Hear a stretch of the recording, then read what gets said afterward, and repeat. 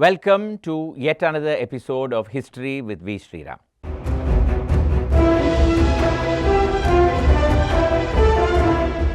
A couple of episodes ago, I had taken you to the lower Pandyan cave in the Rock Fort. And I had also mentioned that apart from the Thayumanaswami temple, the Uchipillayar temple, and the two cave temples, there are plenty of other localities to be seen just around the Rock Fort. I had asked you to post what you think in the comment section. Both in the Tamil version and in the English version, I have received responses, and I am quite gratified to see how much of awareness there is of our history.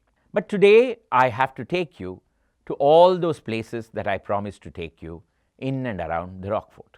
Let's start with the fort gate itself. That's called the Main Guard Gate.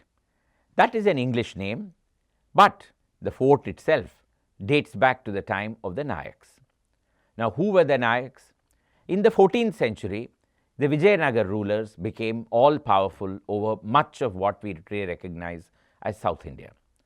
And they ruled with the help of viceroys at various places. In what we recognize as Tamil Nadu today, there were three such viceroys: the Jinji Nayak, the Madurai Nayak, and the Tanjavur Nayak. The fortress of the Rock Fort at Tiruchirappalli was the construction of the Madurai Nayaks. In the 1660s, Chokkanatha Nayak migrated from Madurai and decided to set up his capital in Tiruchirappalli. After him, his son Rangakrishna Muthuveerappa Nayak ruled for a brief while and then died, leaving behind a pregnant wife. The woman would have wanted to commit sati, but her mother-in-law, Rani Mangammal, prevented her from doing so, asking her to wait till the birth of the child. A prince was born, and he was named Vijayaranga Chokkanatha. Till he attained majority, Rani Mangammal ruled on his behalf, and she ruled very well indeed. And her palace is what is the first location that we need to see after we go from the Main Guard Gate.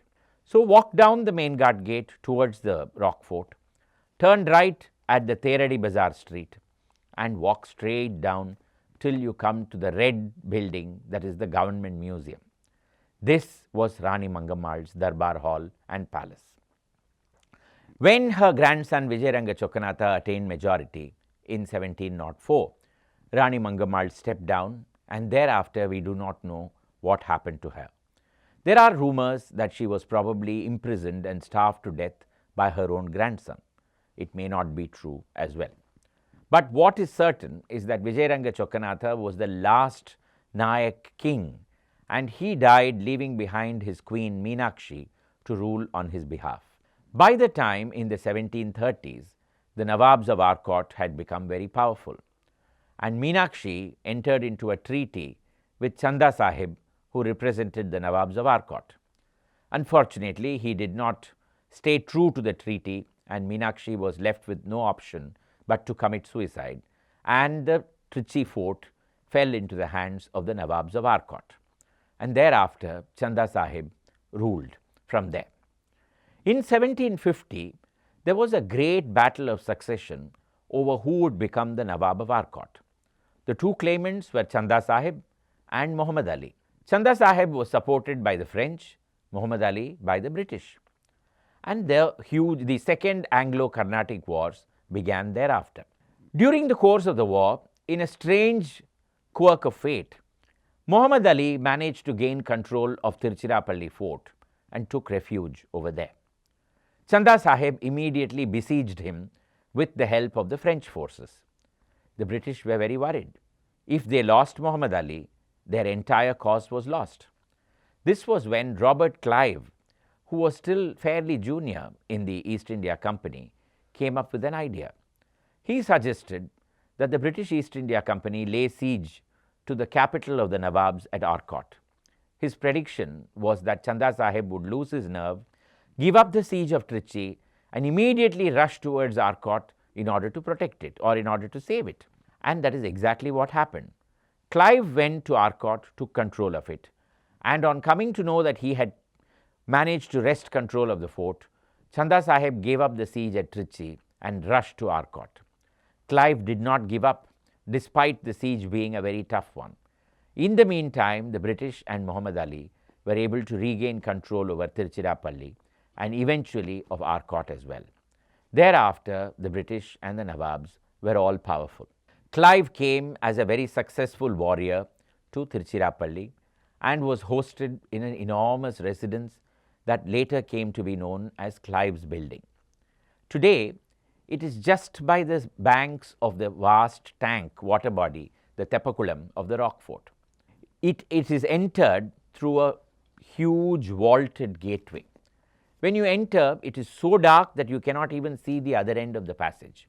Then you come to an open space at the end of which there is an old building. This is considered to be Clive's residence. Later, in the 1880s, when St. Joseph's College was set up over here, with the Jesuit fathers moving from Nagapattinam and building their lovely church just outside the Rock Fort, this building became the hostel for the students of St. Joseph's College, and it became Clive's Hostel. Though today people say that the building at the end of that compound was where Clive lived, that cannot be, because there is a foundation stone that very clearly dates it to 1913. Clearly, there must have been an old building over there in which Clive lived. But the gateway, where there is a plaque commemorating Clive, clearly belongs to Clive's time. The British then became all powerful over Tiruchirappalli with the help of the Nawab. Now, in order to see further evidences of the British power, coming back from the Rani Mangammal Chatram or the Government Museum, Rani Mangammal Durbar Hall or the Government Museum, if you look to your left on Theradi Bazaar Street, you will find an arched gateway and inside a dark space full of trees. And in the evening, when you go there, the only sound you can hear is of thousands of birds, parakeets particularly, coming back to roost in the trees in that park. You open the gate and go in, and you find you're faced with a statue of a woman, which as per a stone over there claims that it is a statue of Queen Victoria. In reality, it has no resemblance to the Queen, but it is believed to be a statue of Queen Victoria. And this Coronation Park was set up in 1901 by the banana sellers of the Theradi Bazaar. Now, who was crowned in 1901 for this park to be called Coronation Park? We just need to remember that Queen Victoria passed away that year and her son Edward VII became the King Emperor. It therefore commemorates his coronation. The park today remains empty for most of the time, but it is worth a visit just for the peace and quiet that it gives you. That is one other historic spot in this place. Then, having crossed Clive's buildings, you go to the other end of the Rock Fort and turn to your right, and near Nandi Kovil Street, you will come to the Christ Church. Christ Church was built in 1766 with the help of the Nawab of Arcot by Father Frederick Schwartz. Schwartz was a German missionary who came to work in India thanks to the Danish East India Company in Tarangampadi or Tranquebar. His life is a very long history which I need to tell you at a later date. But you need to visit this church just to see Schwartz's house, which is on one side, and the lovely manner in which an early church was built in this locality. So, we looked at the main guard gate, we looked at Rani Mangammal's Durbar Hall, we looked at the Coronation Park, at Clive's buildings, at Christ Church. Now, we need to climb up the Malaikote. The temple as it stands today is essentially Nayak, post Vijayanagar and Nayak, and so is the Uchipullayar Kovil. The deities there may be of a much earlier vintage, but the temple structure itself does not date to before the time of the Nayaks. Having climbed up, and as you are going up, on your left you will see the 100-pillared hall. It is a wonder. On top of a rock, 100 stone pillars have been placed to build a hall where throughout its history practically music performances, discourses, storytelling sessions have happened. You step in and you are amazed with the coolness and the breeze, natural ventilation, natural amplification and absolute comfort to listen to these programs. That is the wonder of the 100-pillared hall in the Rock Fort. Then you go to the top and you are climbing down. By the side of the Thayumanaswami shrine, you will find a small tap with a triangular stone let into it behind. On that stone, when you read, it will say that it is in memory of Va Ve Su Iyer and his daughter Subhadra, long forgotten names. Va Ve Su Iyer studied law in England and was convinced that the only way in which India could get independence was by violent means. He trained himself in the use of firearms and came back to India. But having met up with Gandhi in the early 1920s, he became a follower of the Mahatma. Later, he would come into conflict with the Congress, with Periyar E. V. Ramaswamy Nayakar, but that's a part of a longer episode. In 1925, Va Ve Su Iyer and his daughter Subhadra had gone to Kutralam, and there the girl was dragged away by the force of the waterfall. Unable to bear the sorrow of his daughter's death, Va Ve Su Iyer jumped and committed suicide in Kutralam. This tap and that stone plaque commemorates these two people. On a hot day, when with great difficulty you climb up the Malaikote, it is their generosity that gives you water. Rock Fort is full of such wonderful stories.